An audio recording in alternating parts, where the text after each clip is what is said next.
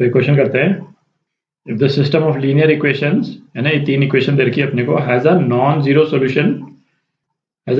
Solution x y z, then है ना ये वैल्यू अपने को निकालनी है x z upon y square की। तो ये तीनों लीनियर इक्वेशन है, होमोजेनियस इक्वेशंस हैं, है ना, दिख रहे हैं अपने को। तो इन इक्वेशंस को एक बार अपन लिख लेते हैं यहाँ पे, X plus K Y plus 3z is equal to 0, 3x plus K Y minus 2z is equal to 0 और 2x plus 4y minus 3z is equal to 0। ठीक है, तो हमको जो इस एक्सप्रेशन की जो वैल्यू निकालनी है, कब निकालनी है, जब इन इक्वेशंस का नॉन जीरो सोल्यूशन हो। तो नॉन जीरो सोल्यूशन का मतलब क्या हो गया, होमोजेनियस इक्वेशन में जीरो सोल्यूशन हो गया ट्रिवियल सोल्यूशन, है ना, 0 0 और 0 वो ट्रिवियल सोल्यूशन है। ट्रिवियल मतलब बिल्कुल ऑब्वियस सोल्यूशन है, क्योंकि तीनों प्लेन्स जो हैं वो ओरिजिन से पास तो कर ही रहे हैं। ठीक है, नॉन जीरो सोल्यूशन कब होगा, है ना, बेसिकली जब इन्फिनिट सोल्यूशन हो। तो इन्फिनिट सोल्यूशन के लिए क्या कंडीशन होल्ड होनी चाहिए, डी जो है वो 0 के बराबर होना चाहिए।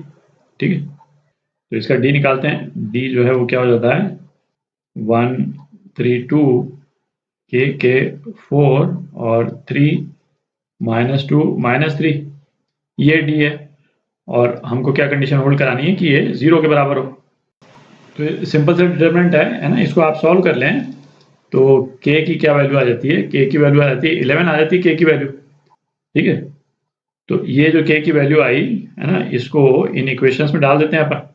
तो k की जगह 11 लिख देता हूँ, ये रिप्लेस कर दिया है ना, थोड़ी जगह बना लेते हैं। तो अब ये तीन प्लेन आ गए, है ना, इनका जो लाइन ऑफ इंटरसेक्शन जो बनेगा, है ना, उसकी इक्वेशन निकाल लेते हैं। इसको इक्वेशन 1 बोल देता हूँ, इसको 2 और इसको 3, क्योंकि जो इनके इंटरसेक्शन वाली लाइन जो बनेगी उसमें एक्स वाई जेड का जो रिलेशन होगा उसको यूज करके हम इस एक्सप्रेशन को निकालेंगे। ठीक है, तो ऐसा करते हैं, इक्वेशन 2 माइनस इक्वेशन 1 कर देते हैं। ठीक है, तो क्या आ जाएगा अपने पास में 2x minus 5z is equal to 0। तो 2x कितना आ गया, 5z के बराबर आ गया। तो एक रिलेशन तो ये आ गया अपने पास में। और अब इक्वेशन 1 और 3 को ऐड कर देते हैं, 1 प्लस 3, z एलिमिनेट हो जाएगा, तो क्या आ जाएगा अपने पास में 3x plus 15y is equal to 0। तो x कितना आ गया -5y के बराबर आ गया। ठीक है, तो ये दूसरी रिलेशन आ गई, है ना। अब y और z के बीच में भी रिलेशन निकाल लेते हैं, है ना, इसको डबल करते हैं अपन। तो क्या रहता है 2x is equal to -10y और 2x अपने को मालूम है 5z के बराबर है, 5z के बराबर है। तो इसका मतलब क्या हो गया कि -2y ये z के बराबर। ठीक है, ये आपकी तीसरी रिलेशन हो गई। अच्छा, हमको क्या निकालना है, x Z by Y square. तो basically X by Y into Z by Y, है ना, ये निकालना है अपने को। तो एक्स बाय वाई जो है वो कितना है, एक्स बाय वाई -5, है ना, इस वाली रिलेशन से। और जेड बाय वाई कितना है -2, है ना, इस वाली रिलेशन से। तो ये कितना आ गया 10 हो गया, ये आपका आंसर है ना। इस एक्सप्रेशन की वैल्यू जो है वो 10 है, बी पार्ट। तो क्वेश्चन करते हैं, the number of values of K for which the system of equation, है ना, दो इक्वेशन दे रखी है, हैज नो सॉल्यूशन, इनका सॉल्यूशन नहीं होना चाहिए। तो इक्वेशन क्या दे रखी है अपने को, k plus 1x plus 8y is equal to 4k, और दूसरी इक्वेशन है kx plus 3y is equal to 3k minus 1। ठीक है, तो नो सॉल्यूशन की कंडीशन क्या होनी चाहिए कि एक तो d जो है वो 0 के बराबर होना चाहिए। ठीक है, एंड उसके साथ में और कौन सी कंडीशन सेटिस्फाई होनी जरूरी है कि d1 और d2 जो है वो 0 के बराबर नहीं होने चाहिए, दोनों में से कोई एक, है ना। एक 0 हो सकता है, पर एक 0 हो तो दूसरा तो कम से कम 0 के बराबर नहीं होना चाहिए। ठीक है, तो ये दोनों कंडीशन जब मीट हो जाती हैं तो क्या है, नो सॉल्यूशन। ठीक है, d is equal to 0 in itself ये नहीं प्रूव करता है कि नो सॉल्यूशन होगा। d 0 हो गया और d1 एंड D2 दोनों भी 0 हो गए तो ये कौन सी कंडीशन हो जाती है? इनफिनिट सॉल्यूशंस की। ठीक है, तो ये तो नहीं चाहिए अपने को, तो हम ये वाली कंडीशन को सेटिस्फाई कराएंगे।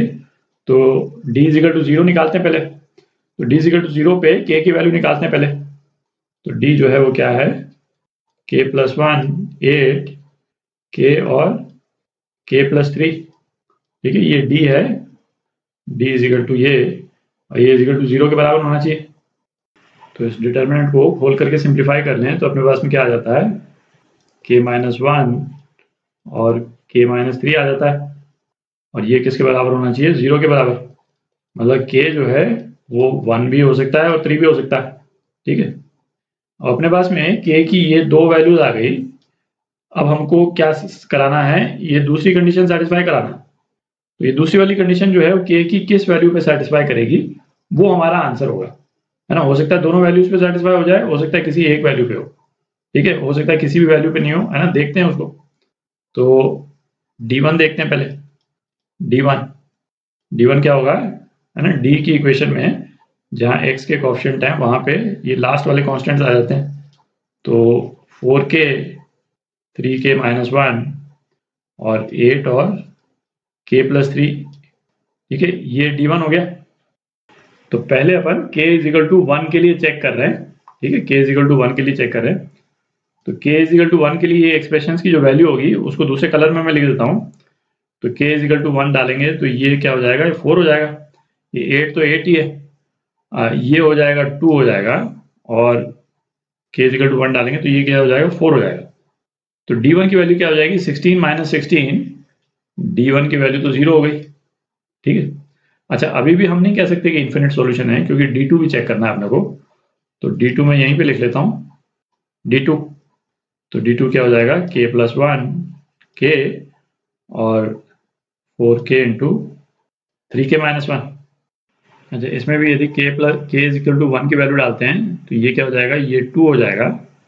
4k जो है वो 4 हो जाएगा, ये 1 हो जाएगा, और ये कितना हो जाएगा? ये 2 हो जाएगा।